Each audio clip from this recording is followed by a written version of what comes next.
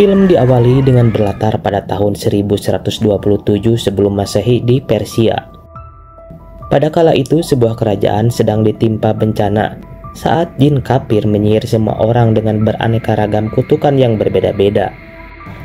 Sehingga dukun yang bertanggung jawab atas hal ini pun mengeluarkan sebuah pusaka berupa batu permata merah untuk mengusir jin kafir tersebut selamanya. Scene berpindah pada tahun 1997 di Amerika Serikat. Ketika itu, si kolektor sedang menurunkan sebuah benda bersejarah yang baru didatangkan dari Timur Tengah. Dan di sana terlihat operator yang lalai karena dengan cerobohnya meletakkan gelas air minum tepat di atas alat pengendali, sehingga mengakibatkan asisten kolektor pun tewas tertimpa peti yang di dalamnya terdapat patung berhala peninggalan zaman Persia, di mana seorang pekerja tak sengaja melihat sebuah permata merah di dalamnya. Si pekerja tersebut pun mengambil permata tersebut untuk dijual kepada toko perhiasan. Kemudian si pemilik toko perhiasan pun lanjut membawa permata itu ke galeri benda-benda antik untuk dijual kembali. Namun karena belum bisa menaksir harganya, permata itu pun akan disimpan dulu untuk diperiksa oleh penaksir harga benda antik yang cukup ahli. Lalu diperkenalkan dengan seorang cewek bernama Alexandra yang merupakan penaksir benda antik paling kompeten. Pada saat ini, ia baru saja selesai olahraga bersama dengan teman dekatnya bernama Josh. Malamnya si pemilik galeri langsung menemui Alexandra dan memintanya untuk memeriksa batu permata merah yang dimaksud. Sekilas Alexandra bisa menebak jika permata ini tak ternilai harganya. Namun saat dilihat menggunakan mikroskop, Alexandra menemukan setitik noda yang sangat kecil. Dikira itu adalah debu. Ia pun menghebohkan pebangusnya dan mengusap permata itu.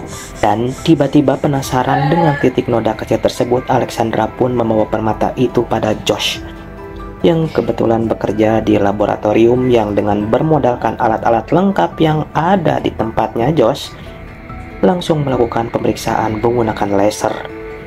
Hingga muncullah keanehan ketika titik tersebut semakin lama semakin membesar, dan tepat di saat bersamaan Alexandra terlihat sedang melatih anak-anak didiknya bermain basket. Karena memang profesi sampingannya adalah seorang pelatih basket, di mana Alexandra bisa merasakan apa yang sedang terjadi. Pada permata itu, pertanda bahwa dia memiliki semacam koneksi atau terhubung langsung dengan sesuatu yang ada di dalam permata merah tersebut. Kembali ke lab yang sudah hancur akibat ledakan, dan seperti yang sudah diduga, jin yang terkurung dalam permatanya terbebas berkat Alexandra yang sudah menggosokkannya. Sial bagi Josh yang harus kebagian apes karena jin dari golongan kafir ini tidak seperti jin-jin konvensional yang kita kenal seperti Jin dan Jun atau Jinny oh Jinny yang akan mengabulkan 3 permintaan. Karena faktanya setelah Josh meminta untuk terbebas dari rasa sakit dan penderitaannya, si jin pun mengambil jiwa Josh untuk memperkuat kekuatan sihirnya.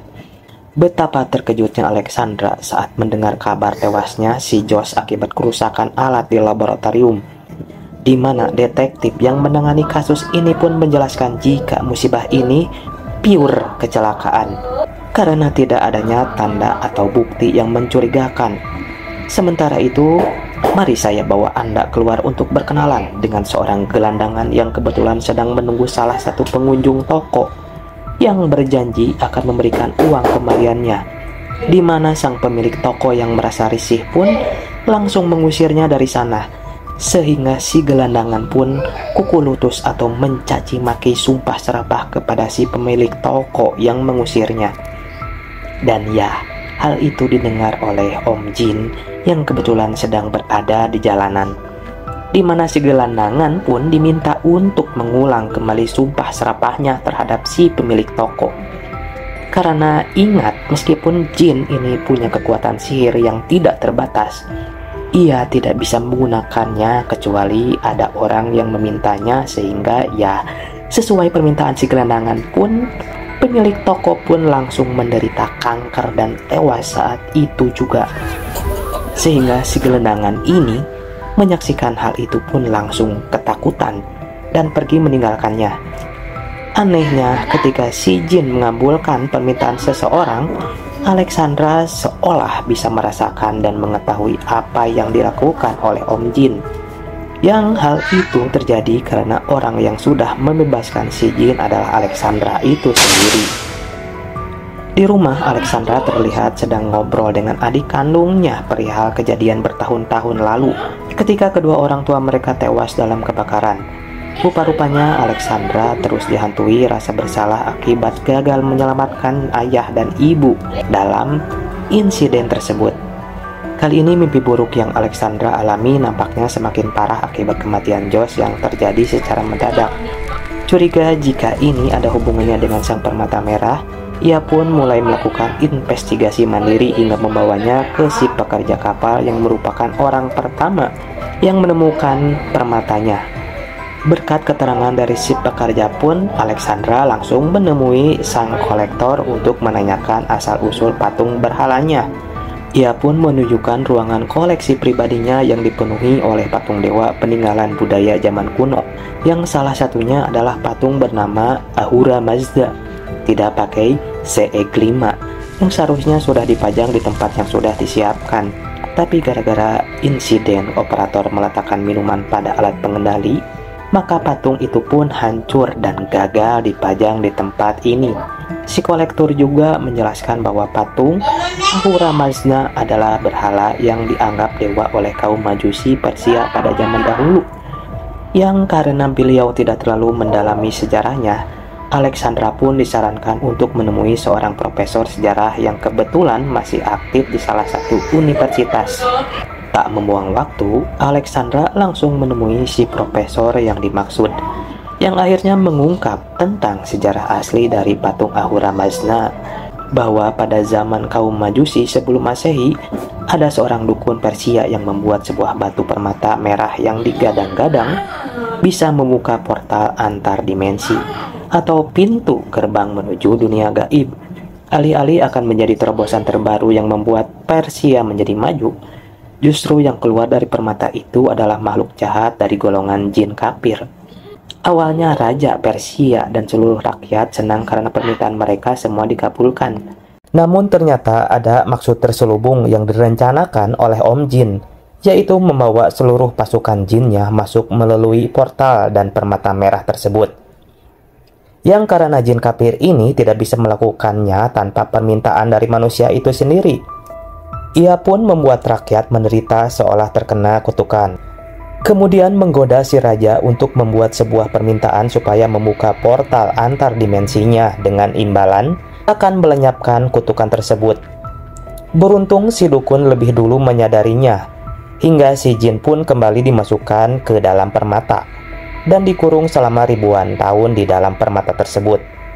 Jika Alexandra menganggap bahwa jin adalah makhluk baik seperti dalam film-film, yang mana jin keluar terus mengabulkan 3 permintaan atau gosok botol kaca keluar Om Jin yang bisa menjadi pesuruh bagi majikannya, atau kerang ajaib berisi Diana Pungki yang selalu membantunya dalam setiap kesulitan, maka dia sudah salah besar.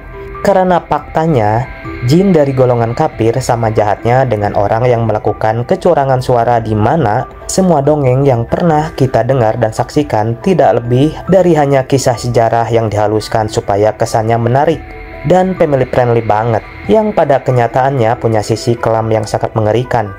Dari situ, Alexandra pun mulai melakukan riset tentang batu permata merah. Ia menemukan fakta bahwa satu-satunya orang yang bisa membuka portal antar dimensi adalah orang yang pertama kali membangunkan Om Jin dari tidur panjangnya. Sehingga Alexandra pun akhirnya sadar jika dirinya lah orang yang dimaksud. Kembali ke Om Jin, yang terlihat memasuki sebuah kampus kedokteran untuk mencari tubuh yang bisa ia jadikan sebagai penyamaran, yang secara kebetulan ada seonggok jenazah yang sedang dijadikan subjek eksperimen oleh para mahasiswa, di mana salah satu mahasiswa pun tak sengaja muncul di ruangan tersebut tepat saat Om Jin sedang merubah bentuknya. Yang karena saking takutnya, si mahasiswa itu pun mengaku bahwa dia tidak melihat apa-apa, sehingga si Om Jin langsung mengabulkan permintaannya dalam bentuk barunya. Om Jin pun bisa berkeliaran mencari orang pertama yang telah membangunkannya, yang tidak lain adalah Alexandra. Namun sebelum itu, beliau harus meningkatkan kekuatan sihirnya dengan cara mengumpulkan jiwa-jiwa manusia yang tersesat dan tidak bertuhan. Salah satunya adalah pelayan toko yang berhasil tergoda untuk mengucapkan sebuah permintaan, yakni ingin terlihat cantik abadi tanpa mengalami kerutan dan penuaan. Om Jin pun mendatangi si detektif di kantor polisi untuk mencari alamat tempat tinggal Alexandra. Karena faktanya sekelas makhluk dari golongan jin sekalipun kesulitan menemukan alamat seseorang tanpa bantuan GPS atau Google Map. Namun karena si detektif tak bisa memberikan alamat Alexandra pada sembarang orang, maka Om Jin pun menggunakan cara lain seperti iblis yang menghasut, menggoda, dan membujuk si detektif untuk mengucapkan keinginannya. Yang kebetulan si detektif ini sudah lama jengkel pada seorang tersangka residipis yang sudah berulang kali keluar masuk penjara. Hingga dia mengucapkan sumpah serapah bahwa dirinya ingin sekali melihat si residipis ini melakukan kejahatan tepat di depan semua orang. Dan saat semua orang sedang sibuk, itulah Om Jin diam-diam melihat kartu nama milik Alexandra yang di situ terdapat alamat tempat kerjanya, yaitu tempat si pemilik galeri, dan langsung meluncur ke sana setelah mengambil jiwa residipis yang tewas di tempat itu. Singkat cerita, Om Jin terlihat sudah berada di lokasi tempat si pemilik galeri. Namun penjaga melarangnya untuk masuk karena tidak punya janji. Yang di sini Om Jin lumayan harus sedikit putar otak setelah si penjaga termasuk dalam kategori orang yang tegas dan tidak mudah diajak ngobrol. Apalagi ditanya keinginannya, dan justru malah meminta si Om Jin untuk pergi menjauh dari tempat ini. Dan lihat sendiri, teman-teman, Om Jin sebenarnya adalah makhluk yang sangat tidak berdaya dan hanya menggantungkan diri pada permintaan minat manusia. Terbukti dengan permintaan si penjaga yang memintanya untuk menjauh. Tubuh Om Jin pun secara otomatis menjauh dengan sendirinya. Namun beliau tak kehabisan akal. Ia mencoba memprovokasi penjaga dengan bertanya, "Apa yang harus aku lakukan supaya bisa masuk ke dalam?" Si penjaga pun menjawab bahwa Om Jin harus berjalan melewatinya dulu apabila ingin masuk menemui atasannya. Dan ya, hal itu benar-benar terjadi ketika si Om Jin berjalan melewati tubuh si penjaga yang berubah menjadi seperti pecahan kaca. Yang setibanya bertemu dengan pemilik galeri, Om Jin tanpa bertele-tele langsung menanyakan alamat tempat tinggal salah satu bawahannya, yaitu Alexandra. Yang karena si pemilik galeri adalah tipikal orang yang mudah ditebak dan keinginannya sudah pasti hanyalah uang yang banyak, maka si Om Jin pun merubah sebuah benda menjadi emas serta beberapa buah berlian yang tak ternilai harganya. Kembali ke Alexandra yang sedang melatih basket, tepat saat Om Jin sudah tiba di sana. Alexandra meminjam telepon genggam milik adik kandungnya, di mana Alexandra benar-benar dibuat penasaran dengan sosok Om Jin yang tiba-tiba menghilang dari pandangannya. Tak ingin mempercayai sesuatu yang tidak masuk akal, Alexandra pun mencoba untuk tidak terlalu memikirkan masalah ini. Namun hal itu justru malah balik menyerang ketika si Om Jin mulai melancarkan aksinya. Saat jiwa semua orang yang ditemuinya dikurung dalam sebuah kurungan gaib, di antaranya si detektif, adik kandungnya, si gelandangan, dan lain-lain. Sehingga Alexandra yang cukup terganggu pun memutuskan untuk menemui profesor sejarah demi mendapatkan solusi atas permasalahan ini. Setibanya di sana, Alexandra langsung curhat perihal apa yang dialaminya akhir-akhir ini. Yang alangkah terkejutnya dia saat yang ada di hadapannya bukanlah si profesor, melainkan Om Jin yang sedang menyamar. Karena faktanya si profesor sudah tewas dalam sebuah kecelakaan pesawat yang terjadi tepat tadi malam. Dalam bentuk aslinya, Om Jin pun mulai melakukan tugasnya sebagai seorang pengabul permintaan, di mana Alexandra yang ingin semuanya selesai pun meminta agar si Om Jin meledakkan kepalanya sendiri. Tetapi ya, karena Om Jin adalah makhluk abadi, Alexandra pun belum berhasil melenyapkannya. Karena memang diperlukan taktik khusus untuk bisa mengalahkan makhluk gaib seperti si Om Jin ini. Untuk itu, Alexandra pun mengucapkan permintaan keduanya, yaitu ingin mengenal lebih dekat dengan sosok Om Jin dan masuk ke dalam kepalanya dengan maksud untuk mencari titik kelemahannya. Alih-alih mengenal lebih dekat dan menemukan celah kesempatan yang bisa mengalahkannya, Alexandra justru malah ketakutan saat dirinya masuk ke dalam dunia gaib yang tidak terikat pada waktu, dan waktu di mana Alexandra yang sudah tidak tahan pun mengucapkan permintaan ketiganya, yaitu kembali ke dunia nyata. Sadar bahwa yang dihadapinya bukanlah hantu ciptaan Joko Anwar, Alexandra pun pergi menemui si kolektor yang kebetulan sedang mengadakan pesta, di mana Om Jin terus saja mengikutinya, bahkan sedang saat berkendara sekalipun. Setibanya di kediaman si kolektor, Alexandra langsung masuk ke dalam. Sementara Om Jin yang berwujud manusia lagi dan lagi dicegat oleh seorang penjaga yang jauh lebih galak daripada penjaga di tempat galeri, di mana Om Jin menggunakan teknik yang sama, yaitu teknik provokasi untuk memancing si penjaga agar mengucapkan keinginannya. Yang dalam hal ini si penjaga sudah sangat muak dengan para tamu yang datang dan ingin meloloskan diri.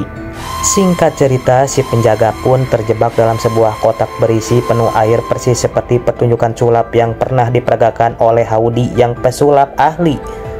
Meski agak kurang relate dengan permintaannya dan tidak ada sangkut pautnya, tapi cukup mewakili penderitaan si penjaga yang sebentar lagi akan diambil jiwanya. Kembali ke Alexandra yang niat hati ingin mendapatkan solusi dari sang kolektor, ya justru malah harus terjebak dalam situasi mengerikan. Ketika si kolektor mengajukan permintaan pada Om Jin, di mana situasi ini persis yang pernah terjadi di kerajaan Persia yang kita lihat tadi di adegan awal, yang ujung-ujungnya akan dimanfaatkan oleh si Om Jin untuk mendesak Alexandra membuka portal antar dimensinya. Sempat bertatap muka sebentar, Om Jin langsung mendesak Alexandra untuk mengucapkan permintaan agar pintu gaibnya terbuka. Namun Alexandra yang tahu akibatnya pun enggan melakukan hal itu. Sehingga untuk lebih mendesaknya lagi, Om Jin pun menghidupkan patung-patung yang ada di tempat ini. Pada akhirnya Alexandra pun kehabisan ruang untuk melarikan diri. Ia tidak punya pilihan lain selain membuka gerbang atau portal gaibnya demi keselamatan orang-orang di sekitarnya.